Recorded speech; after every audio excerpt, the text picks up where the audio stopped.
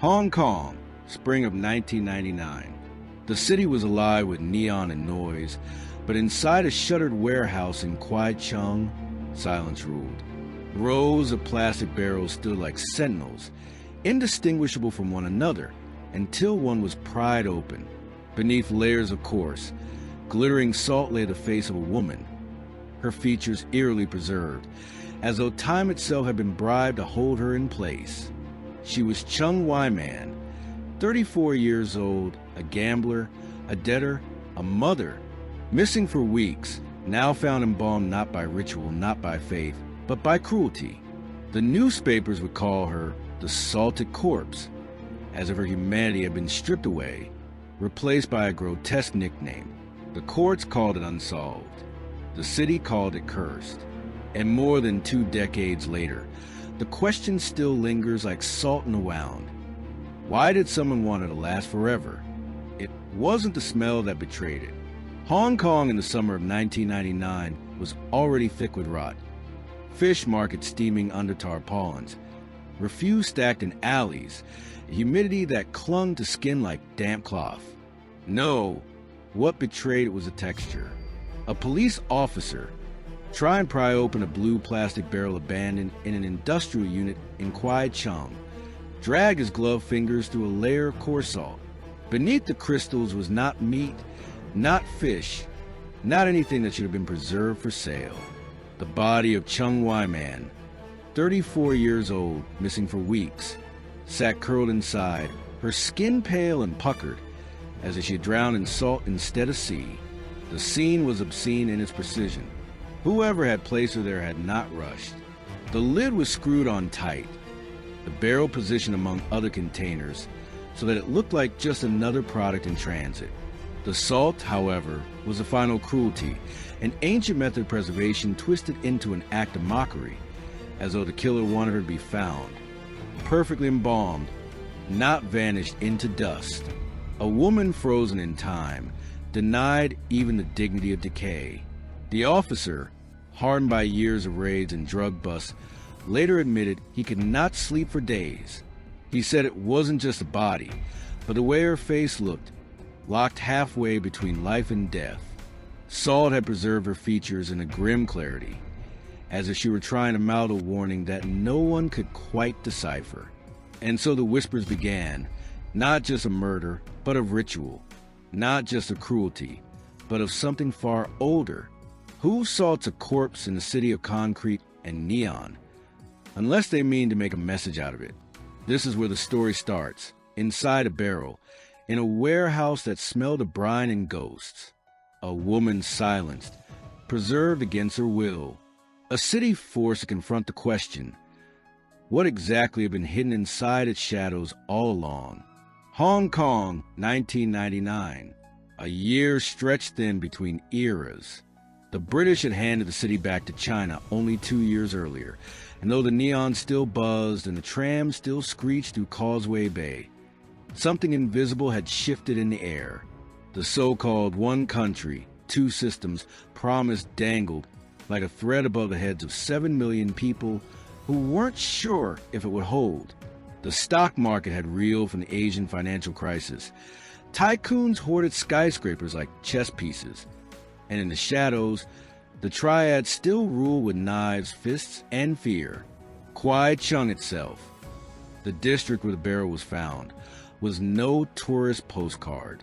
Forget Victoria Harbor glitter. This was industry. Stacked shipping containers, rust-stained piers, windowless warehouses where sweat and salt lived in the walls. Daylight barely mattered. It was a labyrinth of corridors where secrets could be stashed for years, where loyalty was bought with cigarettes and sold for debts. And 1999 was not kind to women like Cheung Wai-man. She lived in a society that was changing faster than its people could adapt. Modern aspirations collided with traditional expectations, and working-class women bore the brunt of that collision. Women who tried to build independence often found themselves caught between low-paying jobs, predatory men, and the silent disdain of families who thought them wayward. The tabloids painted victims as cautionary tales. The public shook their heads in justice, when it came, felt more like a rumor than a guarantee. In that world, violence was not shocking. It was background noise, something folded into the city's pulse. But salting a corpse? That was something different. That was ritual, deliberate. It pushed past mere brutality into a kind of performance. In a city obsessed with appearances, this killing turned death into spectacle. The late 90s also carried a certain paranoia, a fear that the city's values, its very sense of identity, might be eroding. When the salted corpse was discovered, people didn't just ask who had killed her. They whispered that the act itself felt symbolic, as if someone had salted her preserved not just a body, but a message about power, humiliation, and permanence. Hong Kong in 1999 was both fragile and vicious. It had skyscrapers scraping heaven and basements drowning in blood debts. It had the glitter of progress on the surface and a rot gnawing at its underbelly. That tension, the one between survival and spectacle, is a stage on which Cheung Wai-man's life and her brutal preservation would be played out. Who was Cheung Wai-man before she became the salted corpse? Strip away the headlines, the rumors, the grotesque images, and you find a woman who might have passed you on a Kowloon street without catching your eye. 34 years old, a mother, a lover, a gambler, a woman with debts that stretched longer than her paychecks. Friends describe her as quick-witted, restless, always looking for shortcuts in a city that didn't forgive slow movers. She wasn't the kind of woman who dreamed small. She wanted comfort, respect, maybe even a taste of the luxury dangling from the billboards above Nathan Road. But dreams have a way of turning sour when you chase them in Kowloon's backrooms. She worked jobs that never paid enough, clerical drudgery, casual labor, but she had a weakness: cards and dice, mahjong parlors, smoky apartments where money passed faster than words. The city ran on chance, and Cheung played it like oxygen. Debt in Hong Kong is a shadow that grows fangs. You don't pay, and suddenly the smiling man who lent you money isn't smiling anymore. By 1999, Cheung was swimming too deep. Reports suggested she owed close to $400,000 Hong Kong dollars, an impossible weight for someone of her means. To whom did she owe it? Loan sharks. And in Hong Kong, loan sharks weren't just random thugs. They were often the tendrils of organized groups, the triads who could make you vanish without leaving a trace. Yet Cheung wasn't naive. She knew the dangers, knew the stories whispered in tea houses about people who vanished after missing payments. And still, she kept playing. Some say she believed she was close to a streak that would fix everything. Others think she was simply cornered, clawing at any chance that might spare her from collectors knocking at her door. Her family painted her differently, a woman trying to balance survival with a society that had given her few tools. They said she was caring, protective, desperate to shield her child from the life she herself had slipped into. And that's where the tragedy deepens. Because when you owe money to men who deal in fear, they don't just see you. They see your family, your home, your entire world as collateral. This is a woman who ended up sealed in a barrel of salt. Not a faceless cautionary tale. Not just a name in an archive. But a woman clawed her way through a city that chews ambition into dust. And when her gamble collapsed, it wasn't the dice that punished her. It was men who believed debt was worth more than life. It began quietly, as these things often do, not with the slam of a gunshot, but with silence. Cheung Wai-man simply stopped answering calls. Her family, used to her disappearing into a haze of gambling dens for a night or two, didn't panic at first. She had always been unpredictable, bouncing between jobs, friends, and debts. But days stretched into a week, and whispers started to slither through the streets. She's gone too long this time. Her last confirmed sighting was almost banal. She was seen leaving her apartment in Sham Shui Pa in late March 1999, wearing casual clothes Heading to a meeting she told a friend was about money. That was the phrase, about money.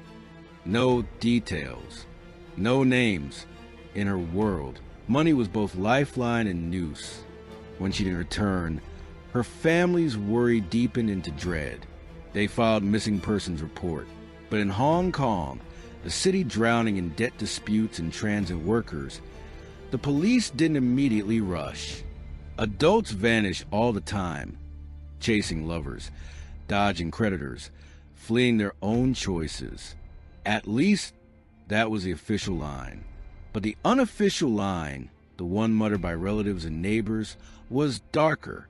Loan collectors have been calling, pounding on doors, demanding repayment. Men with practiced smiles that never reached their eyes. Some neighbors remembered seeing strangers loitering near her building, a car idling too long at night. The kind of details that only become sinister when the person they're connected to goes missing. And then came the smell, not in her apartment, but in a warehouse district miles away. Workers complained of something sharp, chemical yet organic, clinging to the air near stacked barrels. At first, it was dismissed: rotting fish, bad storage, the usual sins of industry. But when a barrel was finally cracked open, what spilled out was not spoiled food, but a nightmare layered in salt. That was the moment silence ended. Cheung Wai-man's disappearance transformed overnight from a missing person case into something far darker. A woman's body, salted like cargo, left like an exhibit. Someone hadn't just wanted her dead. They wanted her preserved. It was no longer about debts or a woman gone astray. It was about what message the killer thought they were sending.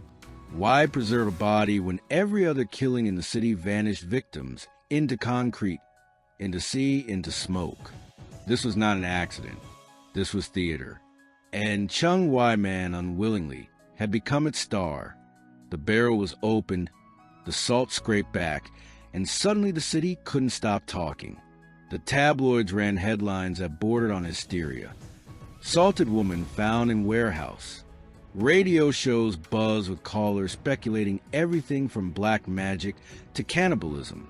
In a city that prided itself on moving fast, this crime felt ancient, like a medieval punishment smuggled into the 21st century. But the mystery deepened with every detail. For one, Cheung Wai-man had been preserved almost perfectly. No bloating, no rot, her features eerily intact. Medical examiners confirmed the obvious. She had been salted deliberately, not dumped by chance. This was preservation, intentional and methodical, as though whoever did it had studied how to cheat decomposition. Theories collided like cars at rush hour. Was this some kind of message from the triads? A gruesome warning to debtors not to run? Or was it personal? Someone who wanted to own her even in death, to freeze her in time like a grotesque keepsake? The police circled in on her debts quickly. The names of collectors she owed surfaced, each with their own reputation for cruelty. Yet none of them had been known to salt their victims. Beatings, disappearances, the occasional example left in an alley. Yes, but salt? That wasn't just punishment. That was performance art in death. Even the container raised questions. The barrel was clean, industrial grade, used for shipping chemicals or foodstuffs. But it wasn't randomly chosen.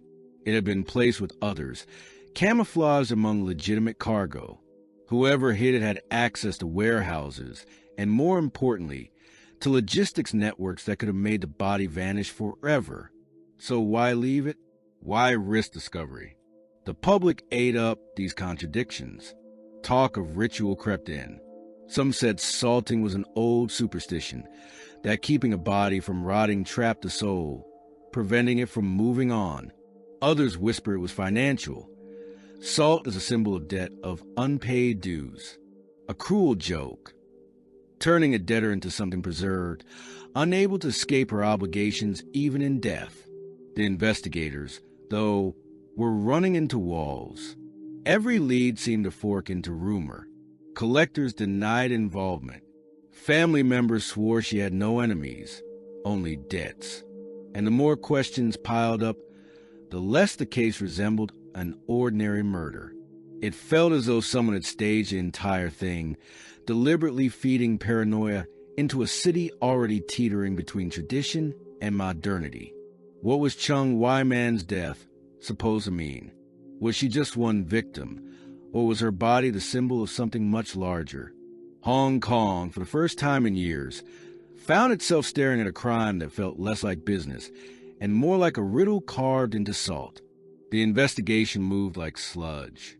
On paper, the police had a clear path: follow the debts, trace the collectors, interrogate the men who had been banging on Cheung Wai-man's door in the weeks before she vanished.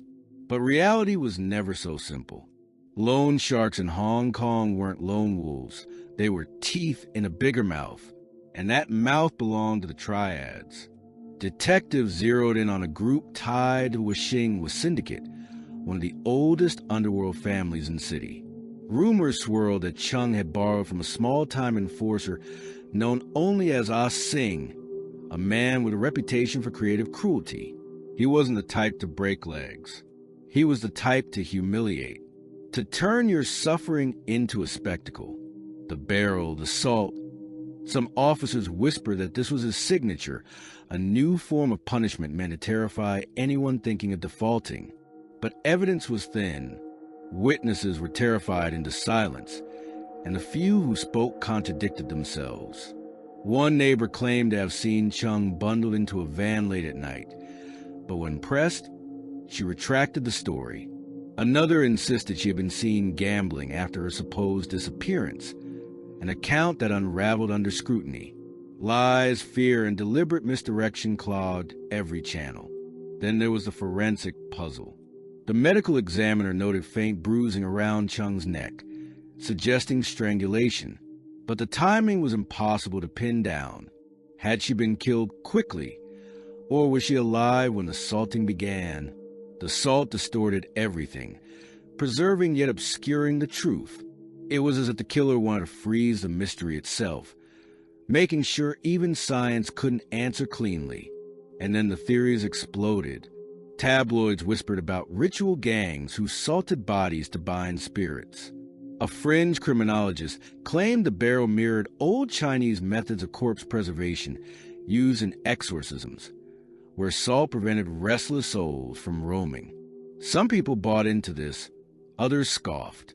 But the fact remained, salting wasn't just effective, it was symbolic. Whoever did this wanted a story to be told.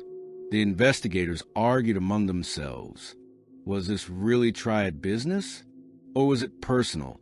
A lover, a betrayal, a debt collector gone rogue? If it was triads, why break pattern and leave such a theatrical display?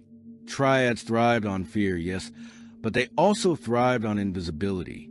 Leaving a salted corpse in a warehouse was like holding a neon sign that screamed, "We did this," and yet nobody claimed it. No group took responsibility. No whispers of a lesson circulated through the debt underworld. It was as if the body had been staged for reasons entirely outside the usual logic of organized crime. The more the police tried to untangle the salt, the barrel, the debts, the more the case seemed to dissolve into fog. A woman preserved in salt, and a city unsure whether her death was a debt collection, a ritual, or something stranger altogether. Every investigation has a moment when the floor gives out for the salted corpse case. That collapse came not with a new clue, but with a betrayal of faith in the system itself. Police thought they had their man. 3 suspects tied to Cheung Wai-man's debts, small-time enforcers who had been seen near her apartment. The tabloids painted them as monsters before the trial even began. The public wanted blood, and the prosecution promised to deliver it. The courtroom swelled with journalists scribbling furiously, as if this single case could exorcise Hong Kong's anxiety at the dawn of a new millennium. But then, the foundation cracked. The crown witness, a woman who had allegedly seen the suspects moving the infamous barrel, recanted her testimony mid-trial. She broke down on the stand, stammering that she had been pressured by police into identifying the men. The defense pounced, ripping through the inconsistencies in her story like wolves. The forensic evidence, which prosecutors had trumpeted as airtight, wasn't airtight at all. The salt had preserved the body too well, muddling the time of death and obscuring whether Cheung had died before or during the salting. The bruises on her neck could have been strangulation, or the result of her body being shoved into the barrel after death. The science refused to speak clearly, and in that silence, doubt roared. And then came the twist that still haunts the case. One of the accused men, under interrogation, confessed in chilling detail. He described the barrel, the salt, even the layout of the warehouse. It should have been the nail in the coffin, but weeks later, he retracted it, claiming he had been beaten, starved, and promised leniency if he cooperated. The defense demanded the confession be thrown out. The judge agreed. The trial unraveled into chaos. What began as a promise of closure devolved into a spectacle of incompetence, corruption, and fear. Witnesses were unreliable, evidence inconclusive, confessions tainted. The suspects walked free. For the public, it was a slap across the face. A woman had been salted like an artifact, her corpse displayed like an exhibit of cruelty, and yet the system that was supposed to avenge her collapsed under its own weight. Some saw a conspiracy, whispers that the suspects were protected by higher powers, that triad fingers had reached into courts. Others saw only incompetence, a police force too eager to close the file, and a legal system too fragile to carry justice to the end.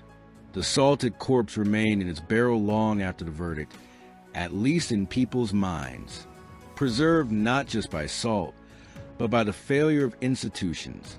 A case that had promised answers instead salted the wound of doubt into an entire city.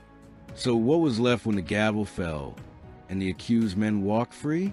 Nothing but salt and silence. Officially, the case ended there. No convictions, no justice. Just a technical shrug in the face of one of the most grotesque murders Hong Kong had ever seen.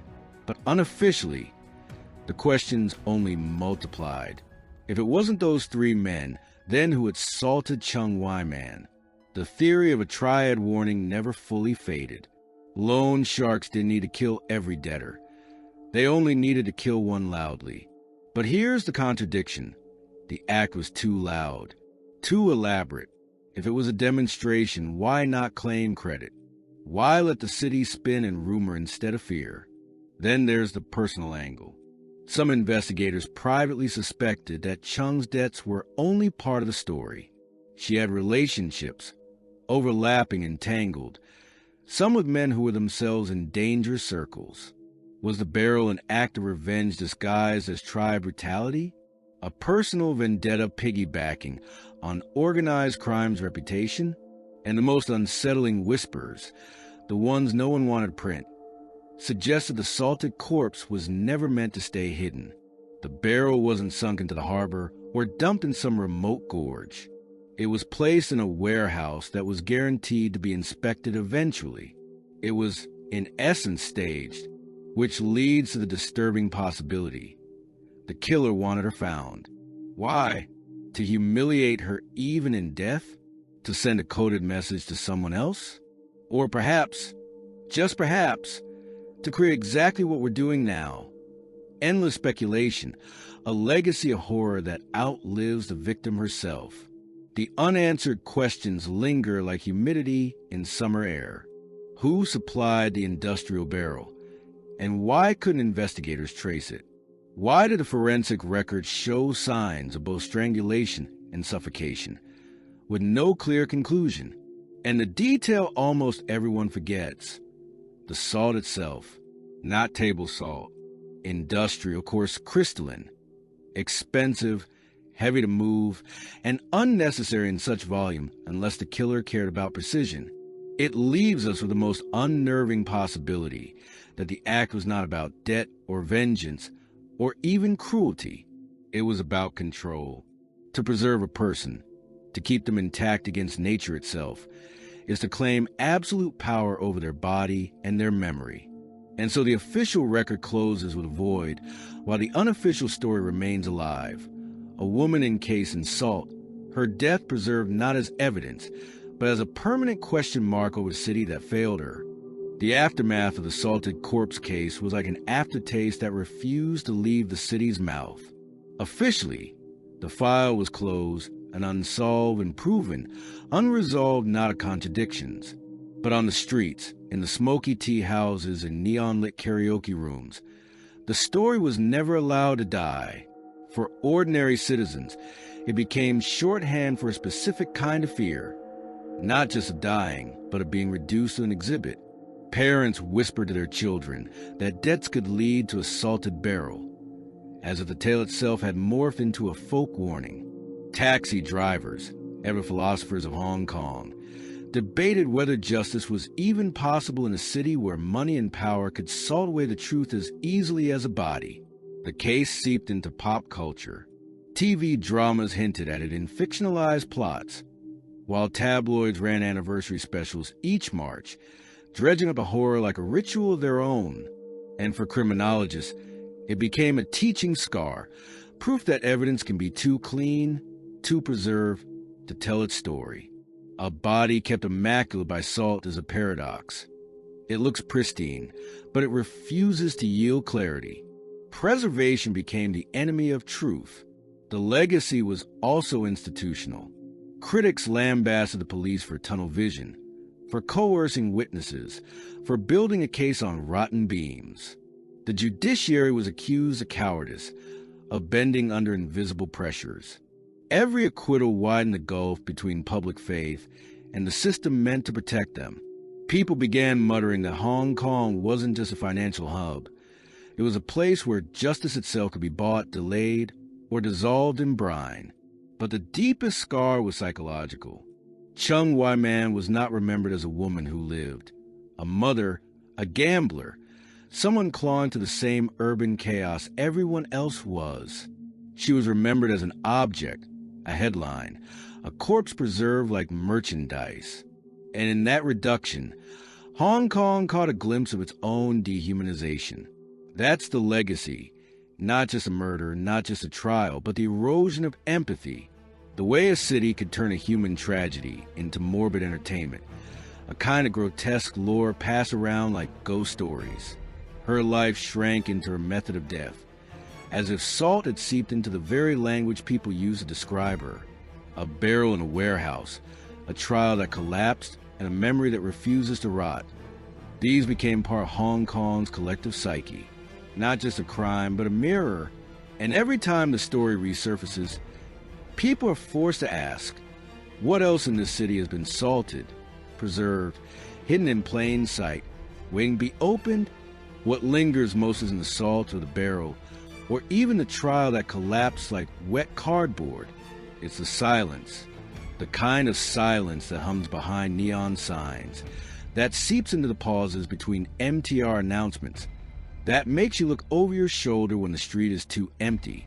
Hong Kong is a city that forgets fast. Buildings are torn down before the paint peels.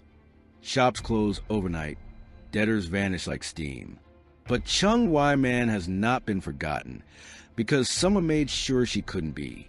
Her body was a paradox, preserved against decay, but never allowed peace. The act froze her not just in flesh, but in memory. She became eternal, unwillingly. Every whisper of her name, every retelling of the salted corpse, is a reanimation. In that way, the killer succeeded. He or they turn a human life into a perpetual question mark, an unsolved puzzle designed to gnaw at the edges of conscience.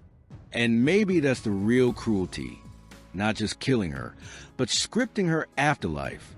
To salt someone is to deny nature itself, to break the contract of time. It's as if the killer said, you will not fade, you will not vanish, you will remain exactly as I leave you, forever. In that twisted sense, the murder was not just of the body, but of her right to oblivion. We tell ourselves we want answers, that closure is what gives peace. But what if the opposite is true? What if some crimes are designed to never be solved, because their purpose is not resolution but infection, burrowing into collective memory, ensuring the victim never escapes and the city never rests? I can't stop thinking about one small, overlooked detail. Salt, in old traditions, was once a gift, sacred, protective. It warded off evil, preserved purity, bound people together at weddings and contracts. To take that same element and use it to preserve a corpse is to turn protection into desecration, a reversal, so precise it feels like poetry written in cruelty. So we end here, a woman in a barrel, a city that failed her, and a question that refuses to decompose. Was her killer a gangster, a lover, a debtor, or something worse? An artist of suffering? We may never know. But her silence, salted and preserved, still speaks louder than most voices in the city ever will. Hello everyone, and thank you so much for listening. As usual, please leave any comments or feedback you may have, and I hope to see you all again in the next case.